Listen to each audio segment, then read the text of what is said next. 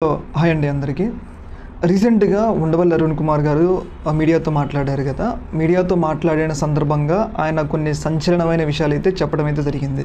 రీసెంట్‌గా మనందరం అనుకున్నాం కదా! బాలినేని గారి ఇష్యూలో ఎందుకు ఎన్నికల కమిషన్ వీవీప్యాట్లు లెక్కబెట్టడానికి భయపడుతుంది.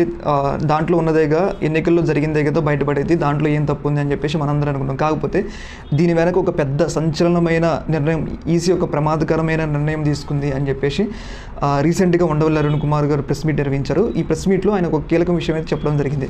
ఎలక్షన్ కమిషన్ అయిన తర్వాత ప్రతి ఒక్క వీవీప్యాట్లో ఉన్న స్లిప్పులు, ఎలక్షన్కి సంబంధించిన ఈవీఎంల డేటా దాదాపు 45 రోజుల వరకు భద్రపరిచి ఉండాలన్నమాట. ఎందుకంటే ఎవరికైనా డౌట్లు వచ్చినప్పుడు రీవెరిఫికేషన్ కానీ రీకౌంటింగ్ కానీ పెడితే వాళ్ళకి అభ్యర్థులకి ఆ డేటాను చూపించాలి. కాకపోతే ఏపీ ఎన్నికల్లో ఈసారి ఓన్లీ 15 రోజుల నుంచి 20 రోజుల మధ్యలోనే ఈవీప్యాట్లన్నీ తగలబెట్టేశారనమాట, కాల్చివేశారు. ఇప్పుడు ఒకవేళ ఈవీప్యాట్లు లెక్కించాల్సి వస్తే ఆ ఈవీప్యాట్లు ఎక్కడి నుంచి తీసుకొస్తారు?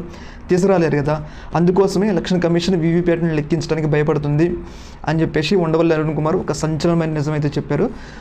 ఏదేమైనా కానీ ఎందుకు ఎలక్షన్ కమిషన్ వీవీప్యాట్లు లెక్కించడానికి భయపడుతుంది అంటే ఇది కారణం అని చెప్పేసి ఉండవల్లి గారు చెప్పారు. ఏదేమైనా కానీ ఏపీ ఎన్నికల్లో ఏదో బలమైన మోసం జరిగింది అనడానికైతే ఇప్పుడిప్పుడే కొన్ని ఆధారాలు దొరుకుతున్నాయి. అందులో భాగంగా ఎలక్షన్ కమిషన్ తీవ్రమైన అనుమానాలకు రేకెత్తించడం, వీవీప్యాట్లను తగలబెట్టడం, అలాగే 12.5% ఓటింగ్ శాతం పెరగడం, ఇవన్నీ ఏంటంటే ఎలక్షన్ కమిషన్లో ఏదో జరిగింది అన్నదానికి ఏదో బలపడుతుంది. వీటన్నిటికీ వాదనలకి బలం చేకూరుస్తూ ఉండవల్లి అరుణ్ కుమార్ చెప్పిన మాటలైతే మరొకసారి ఏపీ ప్రజల్లో అటు వైసీపీలో తీవ్రమైన భయాందోళన, ఒకవైపు ఆనందాన్ని, ఒకవైపు భయాందోళన అయితే సృష్టించండి. ఈ యొక్క వాదనతో మీరు ఏవిస్తే మీ యొక్క అభిప్రాయాన్ని కామెంట్లో తెలియజేయండి. మన ఛానల్ ఫస్ట్ టైం చూస్తున్నట్లయితే సబ్స్క్రైబ్ చేసుకోండి. Okay, thank you.